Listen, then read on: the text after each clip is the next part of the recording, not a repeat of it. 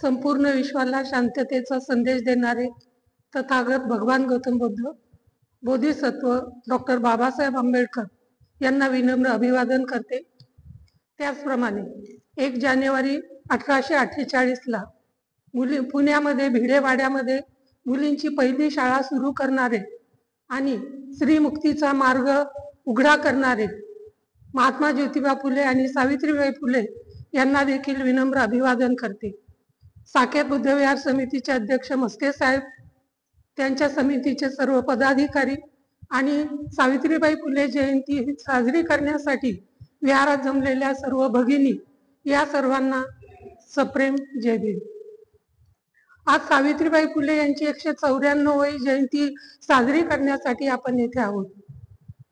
ज्या सावित्रीबाई फुलेच्या प्रयत्नामुळे, महात्मा ज्योतिबा फुले यांच्या प्रयत्नामुळे स्त्रिया शिकू शकल्या, अगदी कंडक्टर पासून ते वैमानिकापर्यंत त्या उच्च पदावर जाऊ शकल्या, याचं पूर्ण श्रेय सावित्रीबाई फुलेला आहे. त्यामुळे सावित्रीबाई फुले यांनी महात्मा ज्योतिबा फुले यांच्या सोबत शिक्षणाविषयक किंवा सामाजिक जे काही कार्य केलेलं आहे तर त्याचा आढावा घेण्यासाठी, त्याची माहिती सांगण्यासाठी मी आपल्या समोर उभी आहे. या अगोदर देखील म्हणजे गेल्या मागच्या 1-2 वर्षापूर्वी देखील मी सावित्रीबाई फुले यांच्याविषयी तुम्हाला माहिती सांगितली होती. त्या माहितीचा आपण थोडासा उजाळा घेणार आहोत.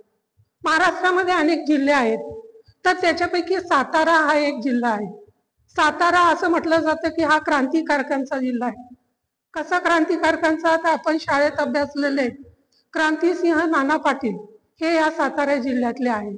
त्याचप्रमाणे कर्मवीर भाऊराव पाटील यांचा जन्म देखील या सातारा जिल्ह्यातच झालेला होता. छत्रपती शिवाजी महाराजांनी स्थापन केलेलं जे काही स्वराज्य आहे, शिवाजी महाराजाच्या नंतर संभाजी महाराज, नंतर महाराणी ताराराणी आणि त्याच्यानंतर शिवाजी महाराजांचे कनिष्ठ पुत्र राजाराम, तर यांचे देखील गादीचं ठिकाणे साताराच होतं. अशा या क्रांतिकारकांच्या जिल्ह्यामध्ये सावित्रीबाई फुले यांचा जन्म झाला. तर त्या सातारा जिल्ह्यामध्ये म्हणजे नायगाव या ठिकाणी सावित्रीबाई फुले यांचा जन्म झाला. 3 जानेवारी 1831 मध्ये. तर त्यांच्या वडिलांचं नाव खंडोजी नेवसे पाटील. ते त्या गावामधले वतनदार अशा प्रकारचे माणसं होते आणि त्या पंचक्रोशीमध्ये त्यांच्या नावाची खूप अशी आदराने त्यांच्या नावाचा उल्लेख केला जायचा. मग ज्या व्यक्तीचं काम खूप चांगलं आहे, स्वभाव चांगला आहे, इतरांना ते नेहमी मदत करतात, प्रामाणिक आहे, कनवाळू आहे, तर पूर्ण पंचक्रोशीमध्ये त्यांच्या नावाची अशा प्रकारची ख्याती होती. ज्या लोकांना अडचणी आहेत अशा प्रकारची अडचणी घेऊन लोक त्या खंडोजी नेवसे पाटलांकडे जायचे. ते मोठ्या आत्मीयतेने त्या लोकांच्या अडचणी सोडवायचे, त्यांना मदत करायची आणि आपलं जसं भलं म्हणजे कष्टाळू होते, मेहनती होते आणि निरळाच्या घामाने कष्ट करून त्यांचा उदरनिर्वाह चालू होता.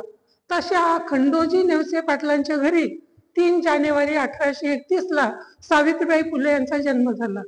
त्या खंडोजी नेवसे पाटलाला एकंदरीत 4 अपत्य, त्यापैकी 3 मुलं आणि ह्या सावित्रीबाई फुले एकमेव कन्या, त्या सर्वांमध्ये मोठ्या होत्या. तर वडिलांचे जे काही गुण आहेत म्हणजे इतरांची मदत करायची, काही अडचण आली तर त्यांच्या मदतीला धावून जायचं किंवा प्रामाणिकपणाने सगळ्यांसोबत मित्रत्वाच्या नात्याने, जिव्हाळ्याच्या नात्याने राहायचं, कसल्या प्रकारचा भेदभाव करायचा आणि अशा प्रकारचे गुण या सावित्रीबाई फुलेमध्ये उतरल्याचं आपल्याला दिसून येते. तर हे खंडोजी नेवसे पाटलांचं जे नायगाव नावाचं गाव होतं, तर खेड्यामध्ये आपण असं पाहतोय की ग्रामीण भागामध्ये सावित्रीबाई फुले यांचा जन्म झालेला असल्यामुळं ग्रामीण भागातल्या मुली जशा काटक असतात, कष्टाळू असतात, धाडशी असतात, तर हे सगळे गुण त्या सावित्रीबाई फुलेच्या अंगी होते. तर श्रीनिवास भालेराव नावाचे एक लेखक आहेत आणि त्या लेखकांनी सावित्रीबाई फुले यांचं चरित्र लिहिलंय. त्या चरित्रामध्ये त्यांनी असं सांगितलंय की शेतकऱ्यांच्या घरी अनेक प्रकारचे जनावर असतात. तेव्हा शेती म्हणजे नांगर आणि बैल वगैरे असे शेतीचं सगळं साहित्य असायचं. म्हणजे तर लोक नांगरणी वगैरे पेरणी करण्यासाठी त्यांच्याकडे बैलजोडी असायची, त्यांच्याकडे गाय असायच्या, म्हशी असायच्या, शेळ्या वगैरे अशा अनेक प्रकारची गुरं त्यांच्याकडे असायची. तर त्या लेखकाचं असं म्हणणं आहे की एखादा बैल म्हणजे तो जसा असा कोंड असतो किंवा लवकर कोणाला तो आवरत नाही, अशा प्रकारचा बैल एखाद्या पुरुषाला धरायची भीती वाटावी, पण सावित्रीबाई फुले मात्र मोठ्या लिलयाने त्याला म्हणजे असं कासऱ्याचे धरून त्याला वठणीवर आणत असत. त्याचप्रमाणे खेड्यामध्ये असलेली मुलं सवंगडी काय करायची की फावला वेळ असला की प्रत्येकाच्या चांगल्या सधन परिस्थिती असल्यामुळं त्यांच्या शेतामध्ये विहीर असायची आणि विहिरीला फार पाणी असायचं. सावित्रीबाई फुले धाडसी होत्या आणि आत्मविश्वास होत्या. तर त्या वयात आलेले जे काही मुलं आहे 10-11 वर्षाचे, तर ते मुलं विहिरीच्या काठावर उभं राहून ते विहिरीमध्ये उडी मारून ते म्हणजे पोहायला शिकायचं. आपण मागे सैराट नावाचा एक सिनेमा पाहिला नागराज मंजुळेचा, तर त्याच्यामध्ये एक सीन आहे की त्याच्यामध्ये ती आरची येते आणि त्या विहिरीमध्ये उडी मारते. तसंच सावित्रीबाई फुले देखील म्हणजे तसंच नाही त्याच्यापेक्षा चांगलं सावित्रीबाई फुले पोहायला शिकलेल्या होत्या. म्हणजे विहिरीच्या काठावर उभं राहायचं आणि मुलांसारखं त्या विहिरीच्या पाण्यामध्ये उडी घ्यायची आणि पोहायचं आणि तेवढ्याच ताकदीने बाहेर यायचं. म्हणजे सावित्रीबाई फुलेंच्या अंगी आत्मविश्वास होता, धाडस होतं, धैर्य होतं, कसल्याही गोष्टीला त्या भीत नव्हत्या. म्हणतात ना मुलाचे पाय पळण्यात दिसतात, तसंच म्हणजे जसे संस्कार त्यांच्यावर झाले तशाच प्रकारे त्यांचं वागणं होतं. तर त्या काळामध्ये काय होतं, फार पूर्वीचा काळ आहे म्हणजे 1831चा, 194 वर्ष त्या घटनेला झालेले. तर त्या काळामध्ये अशी प्रथा होती की मुलगी वयात आली म्हणजे थोडीशी मोठी झाली, आता जसं आपण 18 वर्ष वयाची अट आपल्या भारतात लागू आहे तशी काही तेव्हा नव्हती.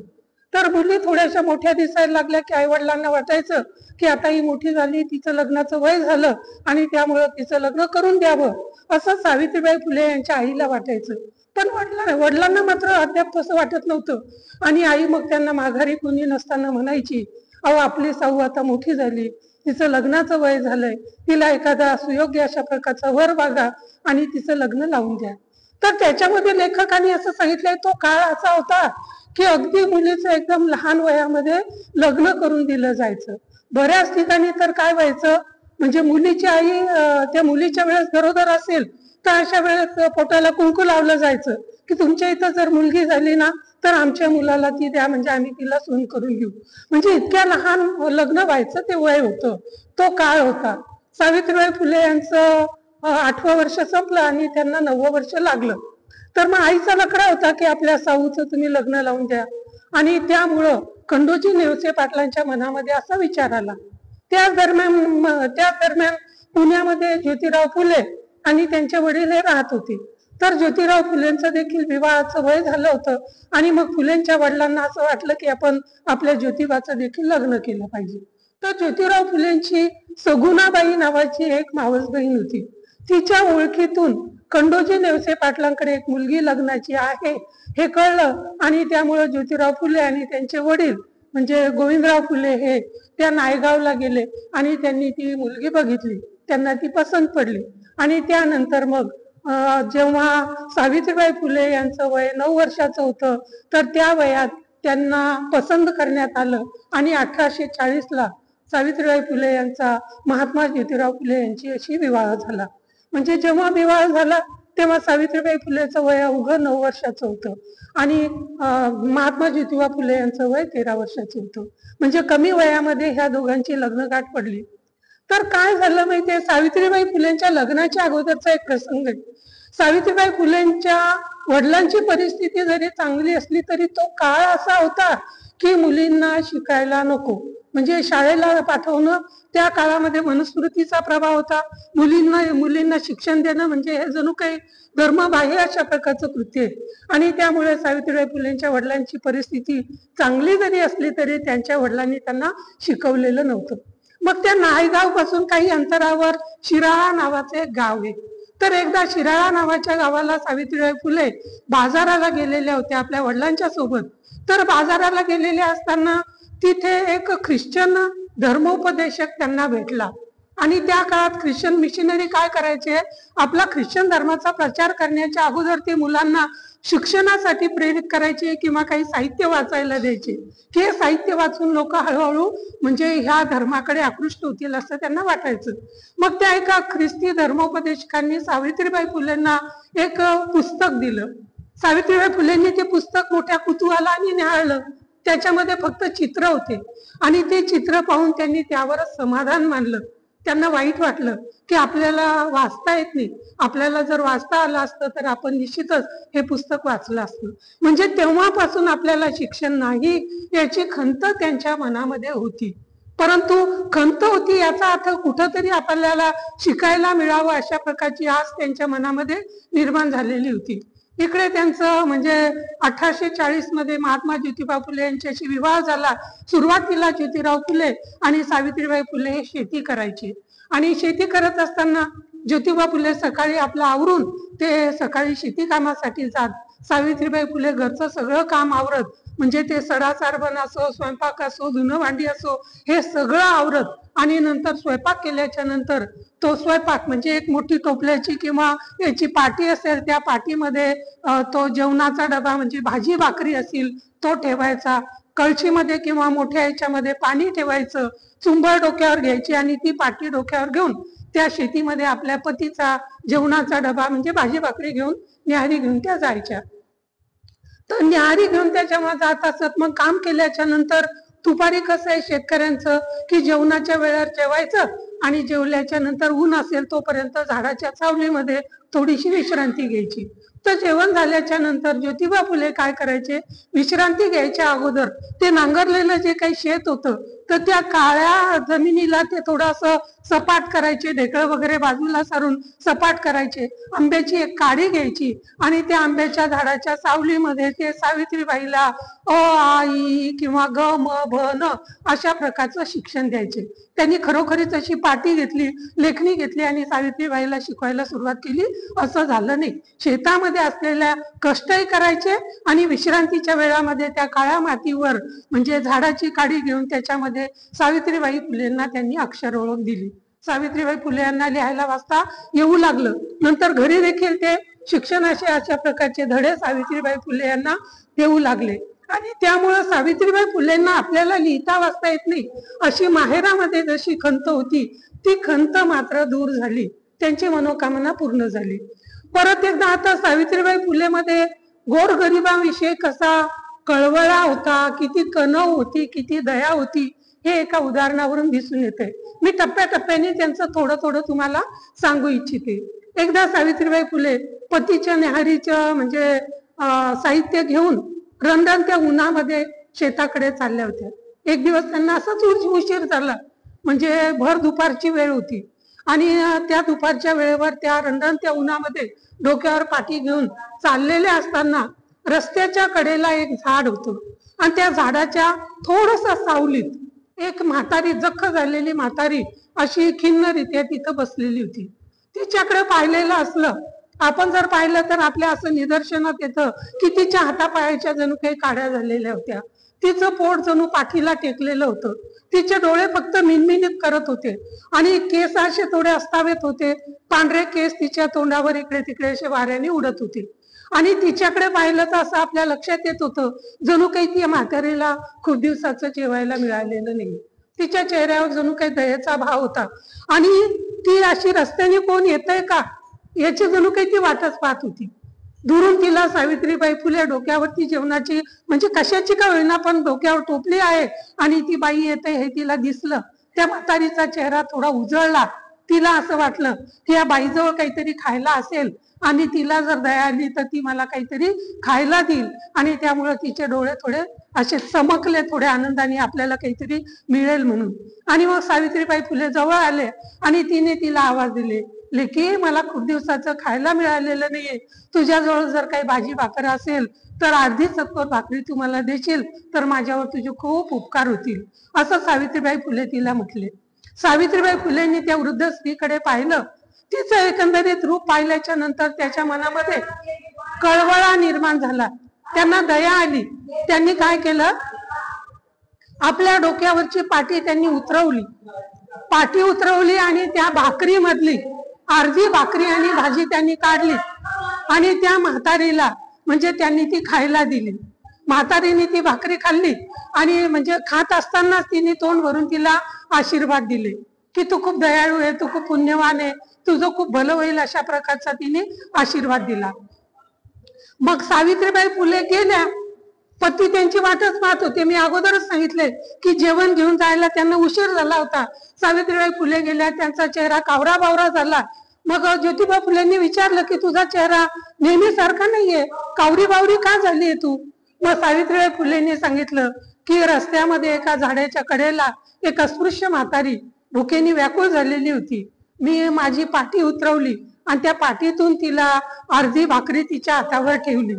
मग हे मी योग्य केलं का? त्यांच्या मनामध्ये रुखरुख होती की अस्पृश्य लोकांना त्या काळी शिवत सुद्धा नव्हते आणि आपण आपल्या हातावरून भाकरी तिला दिली. मग ते महात्मा ज्योतिबा तिला म्हटले की तू जे केलंय ना ते चांगलंच केलंय.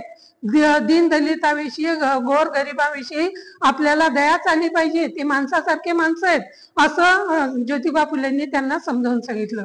मग आता सावित्रीबाई फुले आणि ज्योतिबा फुले यांचा प्रपंच सुरू झाला. ते पुण्यामध्ये राहत होते. तर पुण्यामध्ये असताना तत्कालीन स्त्रियांची परिस्थिती अगदी हलाखीची होती. मनुस्मृतीमध्ये काय लिहिलेलं होतं की शूद्र आणि स्त्रिया ह्या ताडनाच्या अधिकारी आहेत, म्हणजे त्यांना बडवलंच पाहिजे. तर अशा प्रकारची परिस्थिती होती. अस्पृश्यता पेशव्यांच्या काळामध्ये होतीच. स्त्रियांना शिक्षणाचा गंध नव्हता.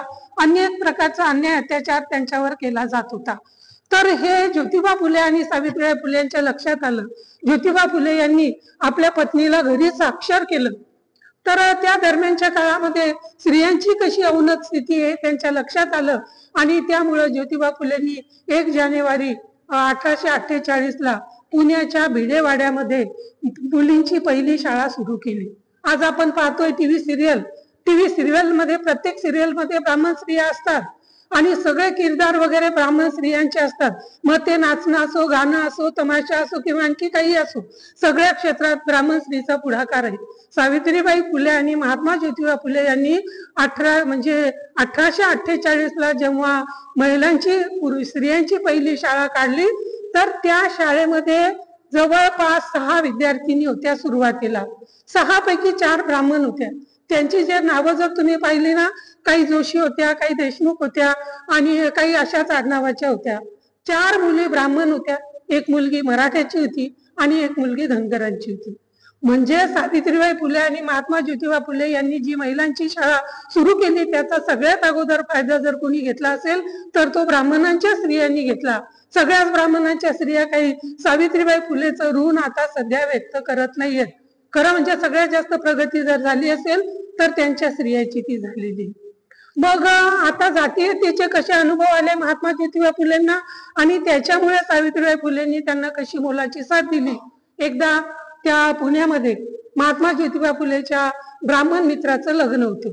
तर त्या ब्राह्मण मित्राच्या लग्नामध्ये महात्मा ज्योतिबा फुले चांगल्या प्रकारचा पोशाख घालून त्या लग्नाच्या वरातीमध्ये ते सहभागी झाले आणि ते ब्राह्मणांच्या सोबत चालायला लागले. तर एका ब्राह्मणाचं लक्ष गेलं. महात्मा ज्योतिबा फुले डोक्यावर तो विशिष्ट प्रकारचा फेटा घालायचे. ते काही ब्राह्मणासारखे टोपी किंवा असं काही घालत नव्हते. तर एका ब्राह्मणाच्या ते लक्षात आलं आणि तो म्हणाला की अरे तू क्षुद्र असूनही तुझी अशी कशी हिंमत झाली की तू आमच्या सोबत चालतोय, बरोबरीने चालतो सगळ्यामध्ये मागे हो, तिथं क्षुद्र असून तो आमच्या सोबत चालतोय, आम्हाला तुझा विटाळ होतो. तर हे महात्मा ज्योतिबा फुलेंनी ऐकलं आणि त्यांना प्रचंड वाईट वाटलं, असंतोष वाटला. म्हणजे आपण यांच्या बरोबरीचे असूनही आपल्याला असं वागवतात, मग अस्पृश्य लोकांची काय स्थिती असेल असं त्यांनी पाहिलं. आणि त्यांच्या अगोदर त्यांच्या वाचनात होतच की अस्पृश्यांना खूप नागवलं जाते. रस्त्याने चालताना त्यांच्या पाठीला त्यांना खराटा बांधावं लागतंय. थुंकी आली तर ती रस्त्यावर त्यांनी थुंकू नये, रस्ता अपवित्र होऊ नये म्हणून त्यांच्या गळ्यामध्ये गाडगं बांधलं जाते. हातामध्ये ओळखायला यावं म्हणून काळा दोरा बांधला जातो. शिवाय म्हणजे त्यांनी रस्त्यावर जात असताना टळटळीत ऊन असतानाच त्यांनी रस्त्यावरून प्रवास करावा, जेणेकरून त्यांच्या शरीराची सावली फक्त त्यांच्या पायाखालीच येईल आणि शिक्षण नाही, काही नाही. ब्राह्मण, क्षत्रिय, वैश्य यांची त्यांनी सेवा करायची आणि त्याच्या बदल्यामध्ये काहीही मागायचं नाही, अशी ह्या शूद्र लोकांची स्थिती होती. आणि मग महात्मा ज्योतिबा फुलेंना वाटलं की आपल्यासारख्या माळी समाजातल्या लोकांची ही स्थिती आहे तर पददलितांची, शूद्रांची स्थिती काय असेल. मग ती स्थिती बदलायचं त्यांनी ठरवलं. मग त्यांना वाटलं की अस्पृश्यांची स्थिती आपण बदलायची. मग ती बदलायची त्यासाठी काय करावं लागेल, तर शिक्षण द्यावं लागेल. पण शिक्षण देण्यासाठी तर शाळांनी मग त्यासाठी शाळा काढाव्या लागतील आणि अस्पृश्यांना शिकवावं लागेल. म्हणून मग महात्मा ज्योतिबा फुले यांनी 1848च्या नंतर 1852ला पण महारवाड्यामध्ये महारांसाठी म्हणजे मुला मुलींसाठी त्यांनी शाळा काढली. आता ब्राह्मणांच्याही मुलींसाठी, सगळ्यांच्या मुलींसाठी शाळा काढली होती, महारांच्या मुला मुलींसाठी पण शाळा काढली होती. पण जेव्हा महात्मा ज्योतिबा फुले आणि सावित्रीबाई फुले यांनी पहिली शाळा काढली मुलींची, तर तेव्हा पालकांचं असं म्हणणं होतं की आम्ही आमच्या शाळेत म्हणजे तुमच्या शाळेत मुलींना पाठवतो, परंतु तिथं शिकवायला मात्र पुरुष नको, तिथं मात्र महिलाच पाहिजे. मग ज्योतिबा फुलेंनी आपल्या महिलेला, आपल्या पत्नीला चांगलं साक्षर केलं, तिला शिकवलं, प्रशिक्षण दिलं आणि त्या ठिकाणी मग सावित्रीबाई फुले शिकवायला जात असत. तर शिकवायला जाणं इतकं साधं होतं का, घरापासून ते भिडेवाडा किंवा महारवाडा हे दूर असायचे. मग तिथं सावित्रीबाई फुलेला जावं लागायचं. तर ते जात असताना हे सवर्ण लोक अनेक प्रकारे सावित्रीबाई फुलेंना त्रास द्यायचा प्रयत्न करायचे. तर अनेक लोक म्हणजे तुकार टवाळ जे काही मुलं असतात ते रस्त्यावर जमा व्हायचे आणि ते म्हणायचे की टवळी चालली आता धर्म बुडवायला. म्हणजे मुलींना शिकवायचं म्हणजे एक प्रकारच्या धर्माच्या विरोधातच काम करायचं ना, ती धर्म बुडवायला चालली. आणि असं म्हणायचे, तिनं जाऊ नये म्हणून तिच्या अंगावर कोणी शेणाचे गोळे टाकायचे, कोणी दगड टाकायचे, कोणी खडे टाकायचे. एकदा तर त्या अशा जात असताना कुणीतरी वर धाब्यावर चढलं आणि सावित्रीबाई फुले आपल्या अशा डोक्यावर पदर घेऊन त्या गाई शिकवायला चाललेल्या असताना कुणीतरी पटकन येऊन त्यांच्या डोक्यावर पाणी टाकलं. म्हणजे त्या नखशिखांत अशा प्रकारच्या ओल्या झाल्या. पण त्यांनी काही म्हटलं नाही, त्या तशा शाळेमध्ये गेल्या. तेव्हापासून त्यांनी असं ठरवलं की शाळेत जाताना एक पातळ नेसायचं आणि एक सोबत न्यायचं. म्हणजे कोणी शेण फेकलं किंवा आपल्या अंगावर कोणी चिखल फेकला किंवा आपल्या अंगावर कोणी घाण फेकली, ओलं केलं, तर शाळेत तसं जाऊन शिकवण्यापेक्षा शाळेत जाऊन लुगडं बदलायचं आणि नंतर मुलींना शिकवायचं. एवढ्यावरच हे लोक थांबले नाहीत. एकदा सावित्रीबाई फुले शाळेत जात असताना चिडलेल्या एका माणसाला असं वाटलं की आपण दररोज या बाईला शिव्या देतो, अर्वाच्य अशा प्रकारच्या शिव्या देतो, हातवारे करतो किंवा तिला हिनवतो, तरीही हिच्या निर्णयापासून परावृत्त होत नाही. आणि त्यामुळं एकदा काय झालं, एका माथे फिरुनी म्हणजे ज्याचं डोकं ठिकाणावर नसतं, जो म्हणजे सारासार विचार करत नाही, अशा एका टग्या माणसानी म्हणजे टुकार मुलानी एका माणसानी एक हातात दगड घेतला आणि तो सावित्रीबाई फुलेच्या दिशेने जोरामध्ये असा तो फेकला.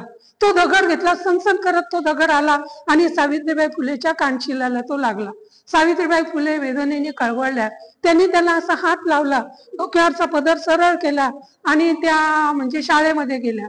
शाळेमध्ये गेलेल्या असताना त्यांनी मुलींना सांगितलं नाही.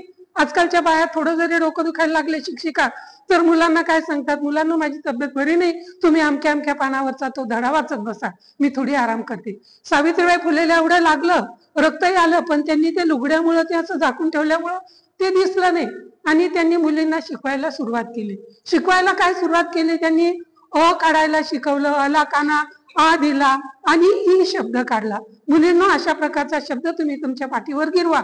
मुली शिक्षणामध्ये रमल्या आणि गुणगुणू लागल्या. म्हणजे शिकवत असताना अ, अला काना आ, नंतर ई आणि शब्द तयार होतो आई, असं सांगितलं. तुम्ही पण मुलींनो असं म्हणजे शब्द गिरवत असताना असं गुणगुणा, म्हणजे तुम्हाला तो शब्द काढता येईल. मुली आपल्या नादामध्ये त्या गुणगुणत होत्या आणि मुलींनी आई शब्द काढला आणि त्या म्हणाल्या की म्हणजे बघा ताई, आम्ही अशा प्रकारचा हा आई हा शब्द काढलाय. तर मुलींना तो आई शब्द काढला ते पाहून सावित्रीबाई फुलेंच्या डोळ्यामध्ये टचकन पाणी आलं. एका मुलीचं लक्ष गेलं आणि ती मुलगी सावित्रीबाई फुलेंना म्हणाली की बाई, तुम्ही रडता आहात का, बरं रडतात, तुम्हाला काय झालं? तेव्हा सावित्रीबाई फुले त्यांना म्हणाल्या की अगं, तुमच्या ह्या पाठीवर तुम्ही जे अक्षराचे धुमारे गिरवलेले आहेत ना, तर ते पाहून मला निश्चितच म्हणजे अभिमान वाटला आणि हे आनंदाचे अश्रू आहेत. तुम्ही जणू काही श्री शिक्षणाचा, श्री गणेशा करता आहात हे पाहून मला खूप आनंद होतोय आणि ते आनंदाचे अश्रू आहेत. आणि त्या दरम्यानच्या काळात सावित्रीबाई फुलेच्या त्या लुगड्याने झाकलेल्या याच्यातून एक थेंब असा रक्ताचा नेमका टिपकला आणि एका मुलीच्या लक्षात आलं, बाई तुम्हाला काहीतरी झालंय, तुमच्या गालावर रक्ताचा थेंब येतोय. आणि तेव्हा मग सावित्रीबाई फुलेंनी सांगितलं की जेव्हा मी तुम्हाला शिकवायला येत होते ना, तर काही लोकांना नाही आवडत, ते मला परावृत्त करण्याचा प्रयत्न करत होते आणि अशातच एकाने दगड फेकला आणि तो मला लागला. मग त्या मुलीने ते पटकन ऐकलं, ती घरी गेली, तिचं घर जवळ होतं, तिच्या आईला ती कथा सांगितली. तिच्या आईने ते तेलामध्ये आंबे हळद वगैरे गरम करून आणली आणि ती सावित्रीबाई फुलेला लावली.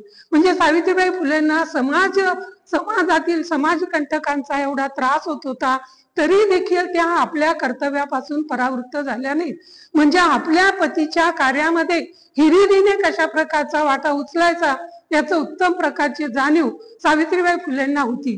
तिने नवऱ्याला असं नाही सांगितलं की माझ्या अंगावर सेंट टाकतात, घाण टाकतात, मला शिव्या देतात, मला त्रास देतात आणि अशा प्रकारच्या त्रासामध्ये मी काही शिकवत नाही, असं म्हणून त्यांनी माघार घेतली का? नाही घेतली त्यांनी माघार. त्याचप्रमाणे सावित्रीबाई फुलेंच्या म्हणजे एकंदरीत त्यांच्या अंगी असलेल्या गुणाचं परत एक उदाहरण मी देते. एकदा एक पांगळा भिक्षुक, पांगळे व्यक्ती आपण अनेक पाहतो, रेल्वे स्टेशन असेल, बस स्टँड असेल, किंवा मला वाटतं मिल कॉर्नर सारखं जे ठिकाण आहेत तिथे देखील भीक मागणारे अनेक लोक असतात. तर एक पाय कदाचित त्या व्यक्तीचा तुटलेला असेल, एका हातामध्ये त्याची म्हणजे काखेमध्ये काठी आणि त्याच्या काखेमध्ये झोळी अडकवलेली होती. तो भिक्षा मागत आला. तर महात्मा ज्योतिबा फुले यांच्या घरी आला. महात्मा ज्योतिबा फुले शेतावर गेलेले होते, सावित्रीबाई फुले घरीच होत्या आणि त्यांनी आवाज दिला की बाई, तुमच्याकडे जर काही असेल तर मला बिचाऱ्याला भिक्षा द्या तुम्ही. सावित्रीबाई फुलेंनी त्या व्यक्तीकडे पाहिलं, त्याला आपादमस्तक निहाळलं. अंगावर त्याचे जेमतेम म्हणजे त्याचं अंग झाकेल एवढेच कपडे होते, डोळे त्याच्याही खोल गेलेले होते. सावित्रीबाई फुलेंनी डाळ आणि तांदूळ आणले आणि थोडासा गुळ आणला आणि त्याच्याजवळ असले त्या जीर्ण शीर्ण झालेल्या त्याच्या त्या झोळीमध्ये तो टाकला. त्या झोळीमध्ये अगोदरच कोणी थोडी भिक्षा दिलेली होती. तर काय झालं, ती भिक्षा थोडी थोडी सांडत होती, गळत होती. तुम्ही बघा ना, एखादा रुमाल आपल्याजवळ असतो आणि तो खूप दिवसांचा वापरतो, जेव्हा आपण त्यात काही ठेवलं की ते गळायला लागतं, तसंच त्याच्यातली ती भिक्षा गळत होती. तो बिचारा असा आहे भिक्षुक, कधी त्या झोळीकडे पाहायचा, कधी त्या गळणाऱ्या डाळ तांदूळाकडे पाहायचा. आणि तेवढ्यात ज्योतिबा फुले येताना दिसले आणि येताना दिसले त्यांनी पाहिलं की या भिक्षुकाची म्हणजे झोळी फाटलेली आहे, त्यातून डाळ तांदूळ सांडत आहे. ज्योतिबा फुलेंच्या खांद्यावर अशा प्रकारचं उपरणं होतं. त्यांनी ते उपरणं काढलं, त्या भिक्षेकरीची जी काही भिक्षा आहे ती त्याच्यामध्ये बांधली आणि व्यवस्थित त्याला दिली. म्हणजे पती पत्नीचा विचार, आचार आणि स्पंदन किती एक जुळत होते असं आपल्याला त्यावरून दिसून येते. महात्मा फुलेंचं देखील एक उदाहरण या निमित्ताने सांगते. महात्मा फुले एका रणरणत्या दुपारी शेतातून घरी येत होते. रस्त्याच्या कडेला एक विहीर होती आणि त्या विहिरीवर अनेक सवर्ण स्त्रिया पाणी भरत होत्या. कुणी म्हणजे हंडे होते, त्या हंड्यामध्ये पाणी भरत होत्या, कुणी भांडे घासत होत्या, कुणी धुणे देत होत्या. आणि सवर्ण जे काही लोक आहेत, तुम्हाला माहितीये ब्राह्मण लोक अंघोळ करत असताना विहिरीचं पाणी काढायचं आणि त्या बादल्याच्या बादल्या अशा अंगावर उपडून घ्यायच्या. म्हणजे साबण वगैरे लावत होते की नाही आपल्याला माहित नाही, पण पाणी असं उपसून अंगावर घ्यायचं आणि त्याच्यात विहिरीपासून थोडस अंतरावर अगदी तोटके कपडे घातलेले काही हीन दीन बाया आणि त्यांची उघडी नागडी मुलं पाण्याची भीक मागत होती की बाई आम्हाला थोडं पाणी द्या ना. एक गाणं आपण ऐकतोय बघा, लय नाही मागत भर माझं छोटस गाडग, पाणी वाढग माय पाणी वाढग, लय नाही मागत भर माझं छोटस गाडग. म्हणजे एवढं छोटस गाडग आपल्याला पाणी कुणीतरी द्यावं यासाठी उन्हातानाने रस्त्या विहिरीच्या कडेला ते लोक याचना करत होते. अंगावर पाण्याच्या बादल्या ओतून घेणाऱ्या व्यक्तीला त्यांची जराही दया येत नव्हती. बरेच जण त्यांना झिडकारत होते, आम्ही अंघोळ करतोय, मंत्रही म्हणतोय आणि त्याच्यामध्ये तुमची ही म्हणजे बडबड आम्हाला नकोय, चला निघा इथून, कोणी तुम्हाला पाणी द्यायला रिकामं नाही. हे महात्मा ज्योतिबा फुले पाहतात, त्यांना कळवळा येतो. एका बाईच्या हातातली ती बकेट घेतात, बादली घेतात आणि भराभर 2-3 बादल्या काढून त्या लोकांची ते गाडगे भरून देतात. म्हणजे सावित्रीबाई फुलेंना जशी दया होती तशाच प्रकारची दया महात्मा ज्योतिबा फुले यांना देखील होती. आता पुण्यामध्ये काय झालं, मी तुम्हाला अगोदर सांगितलेलं होतं की कमी वयामध्ये मुलींचं लग्न केलं जायचं. मुलींचं वय 12-13 वर्ष आणि त्यांचा नवरा त्यांच्यापेक्षा 15-20 वर्षांनी मोठा असायचा. तर असे मोठे असलेले जे काही नवरे, समजा एकदा कदाचित कोणत्या ना कोणत्या कारणाने ते नवरे जर मेले तर त्या स्त्रिया विधवा व्हायच्या. मग विधवा स्त्री असली तर त्यांच्याच घरातले लोक त्यांच्या तारुण्याचा फायदा घ्यायचे आणि कधी कधी त्यांचं पाऊल म्हणजे वाकडं पडायचं. अशा वेळेस त्या स्त्रिया गरोदर राहायच्या. मग गरोदर राहिल्या तर सासरचं नाव बदनाम, नवरा मेलेला आहे आणि हिने व्यभिचार केला आणि त्याच्यामुळे गरोदर राहिली. सासरचंही नाव बदनाम, माहेरचंही नाव बदनाम आणि त्या स्त्रीला मात्र मरायला लोक परावृत्त करायचे. काही स्त्रिया आत्महत्या करायच्या, नाही त्या मुलांना मारून टाकायच्या. तर महात्मा ज्योतिबा फुलेंच्या हे लक्षात आलं आणि त्यामुळे त्यांनी काय केलं, भ्रूण हत्या प्रतिबंधक अशा प्रकारचे ग्रह त्यांनी स्थापन केले. दारावर त्यांनी पाटी लावली. ब्राह्मण लोक वेगवेगळ्या नावाच्या पाट्या लावतात, अमक्या अमक्याचं घर आहे, तमक्याचं घर आहे, कुत्र्यापासून सावधान राहा किंवा असं तसं. पण महात्मा ज्योतिबा फुलेंनी आपल्या त्या म्हणजे बाल हत्या प्रतिबंधक ग्रहाच्या तिथं पाठी लावली की ज्या कोणी स्त्रीला इथं बाळंतीण व्हायचं असेल त्यांनी इथं बाळंतीण व्हावं, काही दिवस इथं राहावं, त्यांना जायचं असेल तर जावं, मुलांना नेणं त्यांना शक्य होत नसेल तर मुलांना त्यांनी इथं ठेवून जावं. म्हणजे त्यांनी त्या स्त्रियांनी मरू नये, आत्महत्या करू नये आणि अर्भकांची देखील हत्या करू नये यासाठी त्यांनी त्यांच्या बाळणपणाची व्यवस्था तिथं केली. आणि सावित्रीबाई फुलेंना स्वतःच्या पोटचं मूल नव्हतं, त्यांनी अशा 100 मुलांचं संगोपन केलं. एक म्हणजे युट्यूबचा व्हिडिओ पाहिला तर त्याच्यामध्ये अशा 35 विधवा स्त्रिया होत्या, त्यांची मुलं ह्या सावित्रीबाई फुले आणि महात्मा ज्योतिबा फुले यांनी सांभाळली. म्हणजे अशाच एका काशीबाई नावक ब्राह्मण विधवेचा यशवंत नावाचा मुलगा ज्योतिबा फुले यांनी दत्तक घेतला, त्याचं संगोपन केलं आणि त्याला डॉक्टर केलं. तर महात्मा ज्योतिबा फुलेंनी जे जे काही कार्य केलं ते सगळे कार्य सावित्रीबाई फुले यांनी केलं. सावित्रीबाई फुलेंनी त्या काळामध्ये एवढी मेहनत घेतली, एवढ्या खस्ता खाल्ल्या आणि त्याच्यामुळंच वेगवेगळ्या समाजातल्या मुली शिकू शकल्या.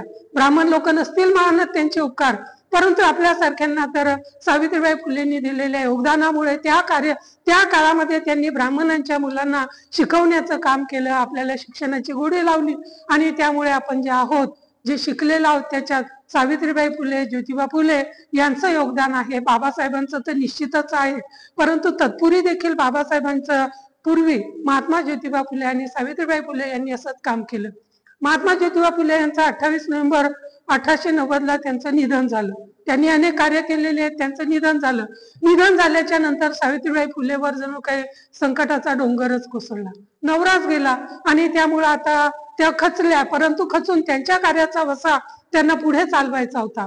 तर जेव्हा महात्मा ज्योतिबा फुलेंचं निधन झालं तत्पूर्वी त्यांनी मृत्यूपत्र लिहून ठेवलेलं होतं आणि मृत्यूपत्रामध्ये असं लिहिलं होतं की माझ्या पश्चामध्ये माझा कुटुंबाचा वारस यशवंत हा मुलगा आहे आणि मी जर मेलो तर माझ्या चितेला यशवंताने अग्नी द्यावा आणि जर यशवंत देऊ शकला नाही तर सावित्रीबाईंनी अग्नी द्यावा असं त्यांनी लिहून ठेवलं. पण जेव्हा प्रत्यक्षात महात्मा ज्योतिबा फुलेंचं निधन झालं तेव्हा त्यांच्या नातेवाईकांनी यशवंत हा त्यांचा दत्तक मुलगा आहे, त्यांच्या कष्टाचा, त्यांच्या रक्ताचा तो मुलगा नाहीये असं म्हणून त्याला म्हणजे अंतिम संस्कार करू दिला नाही.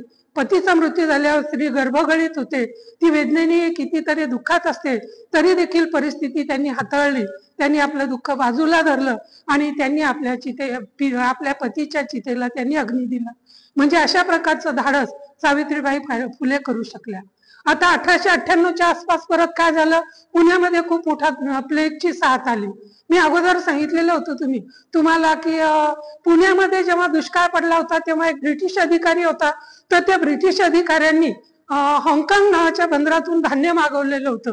तर ते धान्य मागवलेले असताना एक विशिष्ट प्रकारचा व्हायरस त्या अन्नधान्याच्या बरोबर आलेला होता आणि काही विचारवंतांचं म्हणणं होतं की त्या व्हायरसमुळेच प्लेगची साथ पुण्यामध्ये आली. मग या प्लेगच्या साथमध्ये काय होते बरं का, माणसाला सणसणून अशा प्रकारचा ताप येतो, काखेमध्ये किंवा रांगेमध्ये गाठ येते आणि त्याच्यामध्ये माणसं पटापटा मरायला लागतात आणि उंदराच्या अंगावरच्या पिशवा असतात त्या पिशवा माणसाला चावल्यामुळे अशा प्रकारचा हा रोग उद्भवतो. तर अनेक लोक मग घरामध्ये त्यांची जुनी पुराण घरे असतात, तुम्हाला अनुभव असेल, मला तर खूपच चांगला अनुभव आहे. म्हणजे माझं लहानपण इतकं खडतर गेलेलं आहे. आमच्या लहानपणी म्हणजे अशा चौफेर अशा भिंती वाढलेल्या असायच्या एवढ्या जेमतेम आणि त्याच्यावर असं कूट टाकून त्याचं म्हणजे सप्पर करून त्याच्यामध्ये आपण राहायचो. तर त्या मातीच्या भिंती असलेल्या म्हणजे ते कंदीमध्ये धान्य असायचं शेतातलं, तर इतके उंदीर व्हायचे घरामध्ये, जिकडे तिकडे उंदराचे नळे असायचे.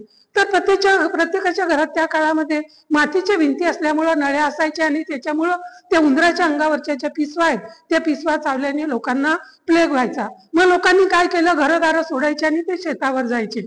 तर अनेक लोक त्याच्यामध्ये मरायला लागली. हे सावित्रीबाई फुले यांनी पाहिलं. त्यांचा जो काही दत्तक पुत्र होता तो डॉक्टर होता. मग सावित्रीबाई फुलेंनी त्याला बोलावून घेतलं आणि त्याला सांगितलं की तुला ह्या दीन दलितांची सेवा करायची, प्लेग पासून त्यांना वाचवण्याचा प्रयत्न करायचा आहे.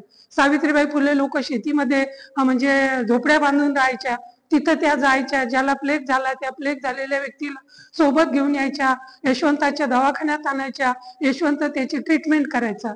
अशातच एक पांडुरंग नावाचा एक दलितांचा मुलगा होता. त्या मुलाला त्या प्लेग नावाच्या रोगाची लागण झाली. सावित्रीबाई फुलेंनी त्याला कपड्यामध्ये गुंडाळलं आणि त्याला दवाखान्यात नेलं. तो बरा झाला पांडुरंग, पण त्याला नेत असताना सावित्रीबाई फुलेंना देखील प्लेगची लागण झाली आणि त्यातच त्यांचा देखील मृत्यू झाला.